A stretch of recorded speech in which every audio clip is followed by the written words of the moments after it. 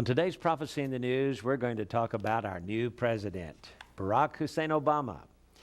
The title article or the cover story for our December 2008 magazine, President-elect Barack Obama is related to President Bush. 10th cousins linked by Samuel Hinckley in 1662. It's going to be an interesting program, and I must have you to understand that right at the outset, that we do not have a political agenda, only a biblical agenda looking for the fulfillment of biblical prophecies. Gary Stimman is here to discuss with me Barack Obama. The new president, Barack Obama, JR, when he is inaugurated in January, everyone is saying there's going to be a great change taking place. They're all, of course, he ran on that idea, change. We need to change things. Well, we are observing the changes taking place right now. One of the changes that interests me, and I know interests you, is the spiritual component of this new administration. It has a very strong spiritual overtone. A lot of people are saying that perhaps Barack Obama is more of a spiritual man than he is a politician. Now, I want to say that we rejoice over the idea that color is no longer a factor in America. And we rejoice because America did some shameful things back in ages past, and this stigma is finally off the table. And the old spiritual song, "We Shall Overcome," has been realized at last. And I'm glad of that. In fact, when Barack Obama was elected, I said, well, at least finally we have a president who's not related to European royalty. That's what I said. You said that. But that's before I found out that he was kin to President Bush. They are 10th cousins linked by Samuel Hinckley. We'll get to that in just a moment. Oprah Winfrey said, upon the election of Barack Obama, I've sort of been like pulsating all day, and now I feel like I'm like in full vibrational mode. I like that. And JR, that again, that's that spiritual component we're talking about. And again, we're not talking here about color. But we're beginning, I think, to see something that we haven't seen maybe in our lifetimes in the presidency. Here's a statement from Simon Rosenberg, president of the New Democratic Network, quote, "I don't think we're going to see the restoration of an old political age.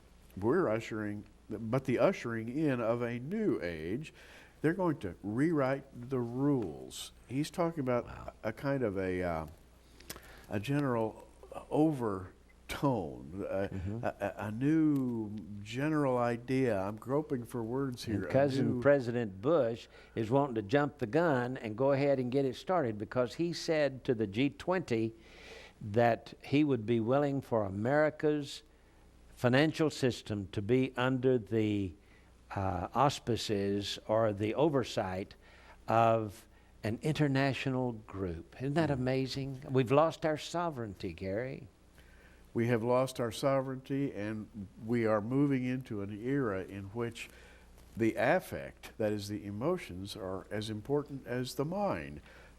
Here is a quote from a man named Russell Simons, founder of a hip-hop music record company. Quote, "Obama's election as president is a beautiful testament to the American collective consciousness that's flowering. This more loving consciousness will be necessary to protect us from some of our hurtful human choices and tendencies." End quote.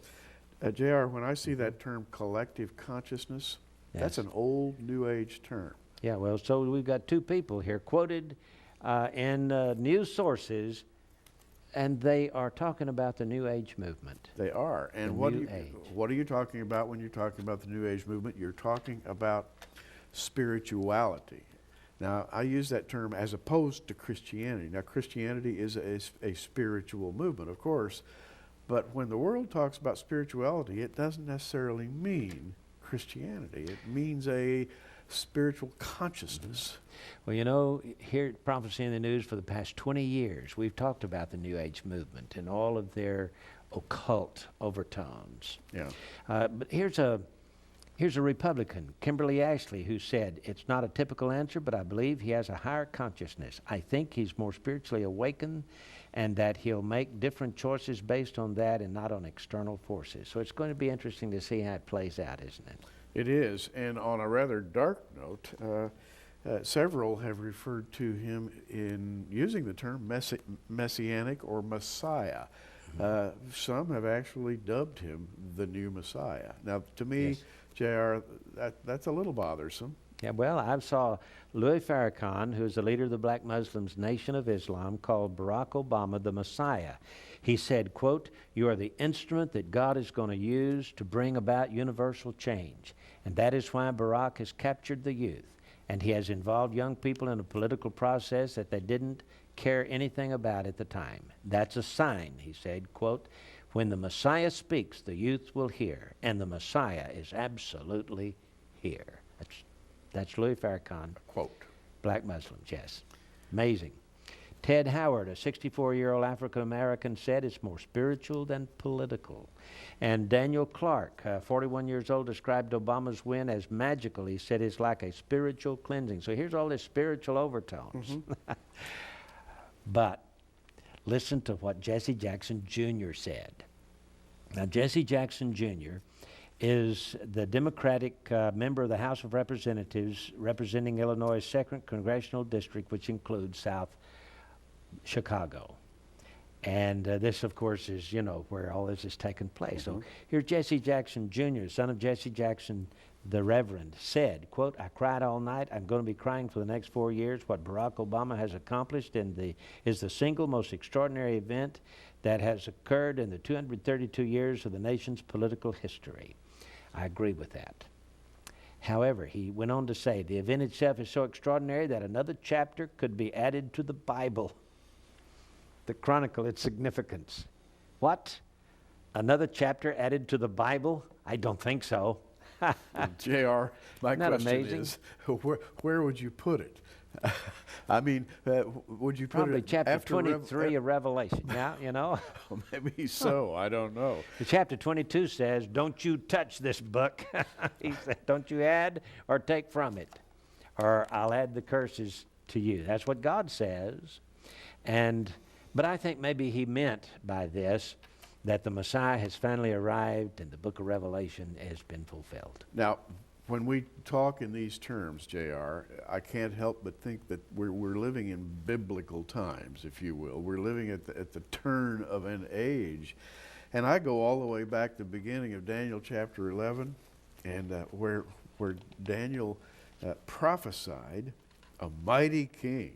Daniel 11:3, "shall stand up, that shall rule with great dominion, do according to his will." Well, that mighty king was Alexander the Great. And remember the story of Alexander. He was not just a warrior. He was beloved of his people, but JR, he was also thought to be a man of great spirituality. They followed him almost as a spiritual leader as much as a warrior. Gary, Alexander the Great's mother told him that Philip of Macedon was not his father, that his father was Zeus. There you go. How about that? Zeus. Well, I want you to know that Barack Obama is related to President George Bush. Barack Obama and President Bush are 10th cousins, once removed by Samuel Hinckley of Cape Cod, who died in 1662. Hinckley. Where have I heard that name? Track the genealogy of Mr. Hinckley, and you come up with a very interesting story. And by the way, in his article, JR has done just that. Yep, got pictures and all. John W. Hinckley, the would-be assassin of President Ronald Reagan. We knew at the time, and we were told at the time, that the Hinckley family were supporters of George H.W. Bush in his run for the presidency, and that Scott Hinckley was due to have supper at the home of Neil Bush the next night. Of course, all that was canceled when his brother shot President Ronald Reagan. Now we learned that they may be more than just friends.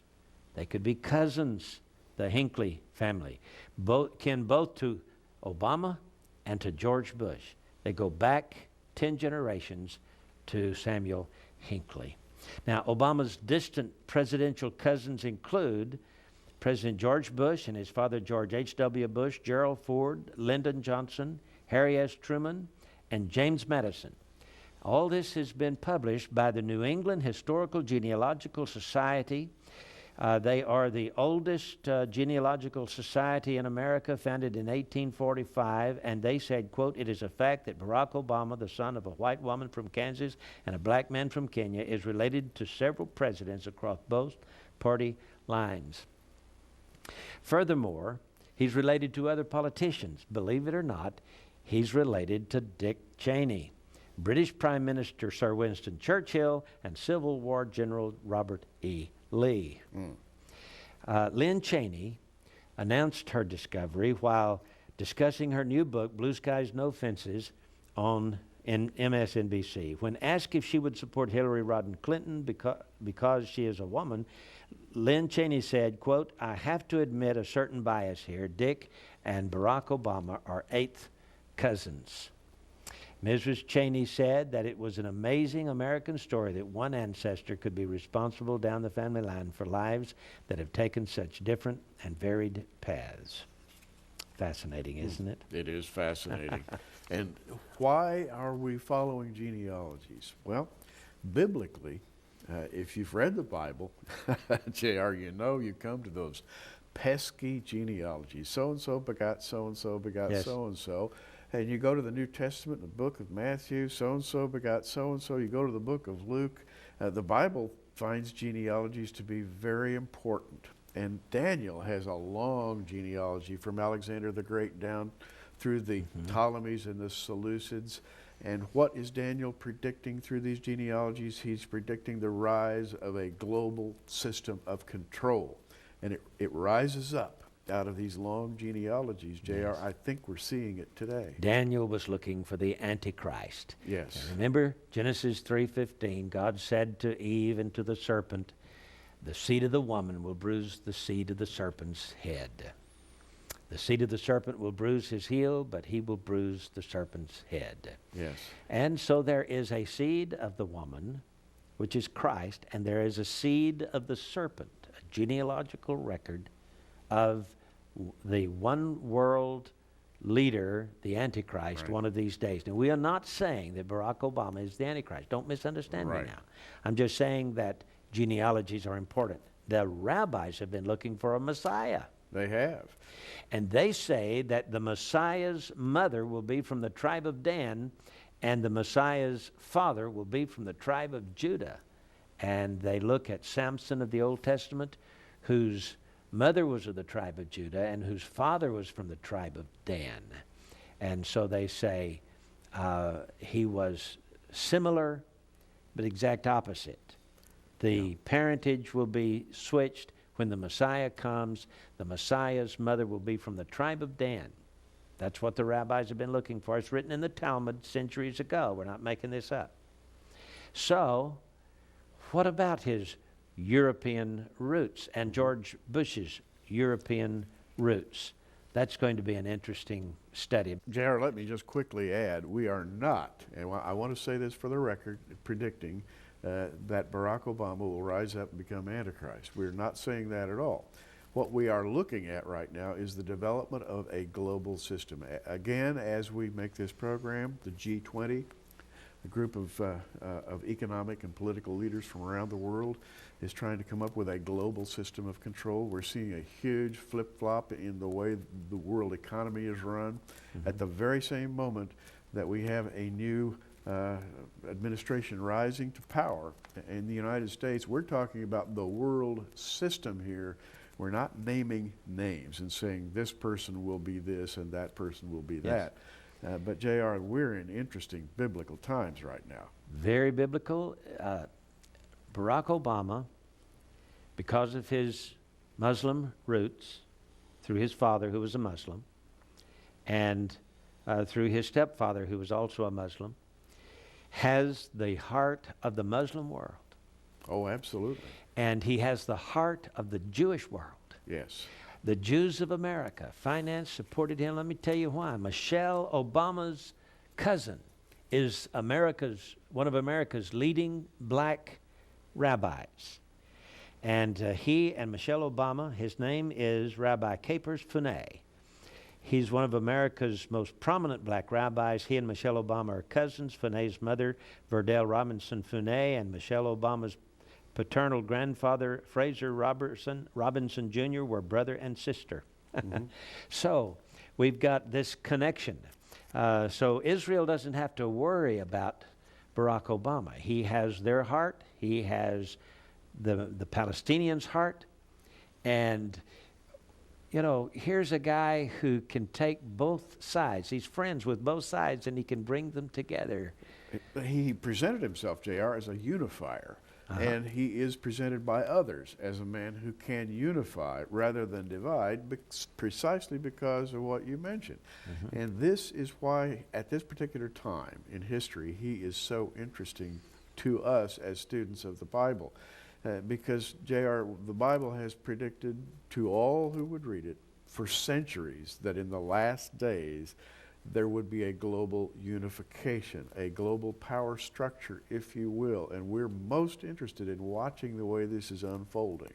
Yes, and he's going to inherit the White House at a time when the American dollar is being debunked and a global currency is being developed. In truth. Now, here's another interesting note. Obama's first appointment went to Rahm Emanuel for White House Chief of Staff. Rahm Israel Emanuel. That's his name. Wow. He's Jewish. His paternal uncle, Emmanuel Arabach, was killed in a skirmish with Arabs in Jerusalem. Emmanuel's father, Benjamin M. Emanuel, was born in Jerusalem and was a former member of the Jewish militia Irgun, which operated from 1931 through 1948 during the British Mandate of Palestine, and his leader was Menachem Begin, head of the Irgun movement. So he's head of the White House staff, Gary. This is interesting. Yes. He's surrounded himself with Jewish influence here, and he himself from Muslim background, and he has adopted Christianity as his religion, and so he's going to be the great unifier. It's fascinating to see what could happen. Well, J.R., we live at a time when Russia is supplying arms in massive quantities to Syria, to Iran. We live in a time when Israel is under daily fire by rocket barrages from Hamas. We live at a time when the global economy is shaking and nobody has an answer.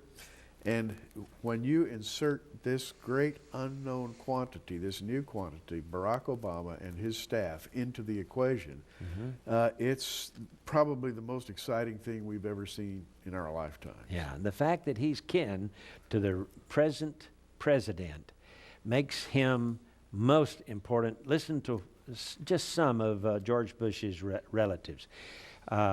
George Bush is related to all 60 royal families of Europe. All 60 royal families. So said the Washington Times in July 1988. Bush is a fourth cousin 15 times removed from King Ferdinand and Queen Isabella, who sent Christopher Columbus, to find this new world. Isn't it amazing that one of their relatives is president of this new world that Christopher Columbus discovered? And according to author Gary Boyd Roberts in his book, Ancestors of the American Presidents, published in 1989, page 294, Bush's relationship with Ferdinand and Isabella makes him an ancestor of all the later kings of Spain, of all the Holy Roman and Austrian emperors, that is the Habsburg dynasty, beginning with Charles V, and all the kings of France and all the kings of Great Britain, beginning with Louis XIII of France and Charles II of Great Britain, respectively. And he's kin to all the Prussian and all the German emperors and all the Russian czars, beginning with Alexander I. We've got a royal president sitting up there in Washington, D.C. Yes, we have. And J.R., as you're speaking, I'm sitting here and I'm thinking, one of those 4 free books that J.R. offered just a minute ago is called Guardians of the Grail. Subscribe to the magazine, you'll get that free book. And the Guardians of the Grail documents the dynasties of the European kings and and ties them to what the Bible says about the rise of the global system and the Antichrist in the last days. That's why we're so excited about what's going on right now. Yes. George Bush is also related to several U.S. presidents: George Washington, Millard Fillmore, Franklin Pierce, Abraham Lincoln, Ulysses S. Grant, Rutherford B. Hayes, James Garfield, Grover Cleveland, Theodore Roosevelt, William Howard Taft, Calvin Coolidge, Herbert Hoover, Franklin D. Roosevelt, Richard Nixon, and Gerald Ford. Yep, that's right.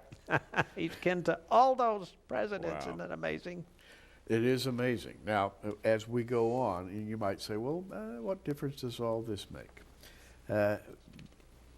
As far as, JR, as far as we're concerned, maybe none at all.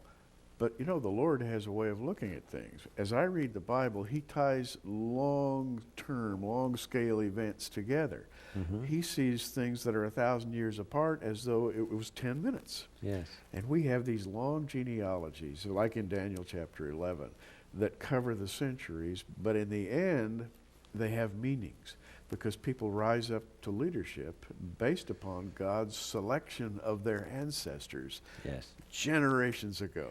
It is a proven fact that all the royalty of Europe came from Merovee, the king of the Franks in the 5th century, and that's the Merovingian connection. You remember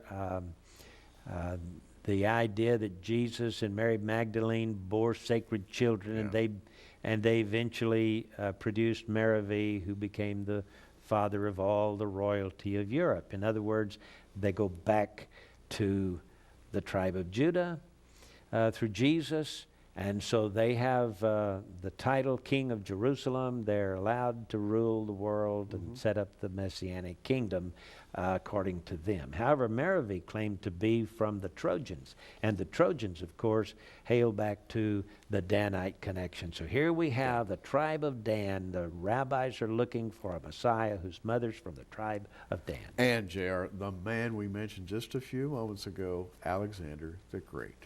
He has connections to the tribe of Dan, and if Daniel chapter 11 is a genealogy that links Alexander to the kings of the latter days. It's just beautiful, a beautiful, clear picture. Yeah. So Irenaeus, one of the great theologians of the 2nd century, AD 180, wrote, quote, "Jeremiah does not merely point out the Antichrist's sudden coming, but he even indicates the tribe from which he will come when he says, we will hear the voice of the swift horses from Dan." And then Irenaeus had a student who grew up to become a great theologian. Hippolytus in AD 200 wrote, quote, he says, Dan is a lion's whelp, Deuteronomy 33:22, and naming the tribe of Dan, he clearly declared the tribe from which the Antichrist is destined to spring. We're talking about John, who wrote the book of Revelation, had a student named Polycarp, who had a student named Irenaeus, who had a student named Hippolytus. And these guys said the Antichrist will come from the tribe of Dan. And I've got to tie it together very quickly. JR, the Seleucid kings, the offspring of Dan, intermarried with the Roman Caesars, the Flavian dynasty in the days of the destruction of the temple. And that brought together the great prophecy of Daniel. It said the people of the prince who shall come shall destroy the city and sanctuary. That coming prince is a Danite, but he's also descended out of the Caesars, and he's called the Antichrist. Yeah. So we have been looking at Obama's roots through his mother, tracing him back to our current sitting president and to all the royalty of Europe and to the tribe of Dan. The rabbis are looking for a Messiah. Who knows what's going to be coming? And when the rabbis look for a Messiah, us Christians are thinking, well, how about Jesus? Let's nominate Jesus here for a Messiah. But the rabbis say, no, we're looking for a future Messiah. And so perhaps on our next program, we'll get into Obama's African family lineage and the Bedouin tribes of northern Galilee. Most interesting. However you look at it, JR, we're seeing the rise, the prophesied rise of the global system of the latter days. Yes. You better get your heart straightened with God, because Jesus is coming to snatch us out one of these days very soon. I'm J.R. Church. And speaking for Gary Stearman, until next time, keep looking up.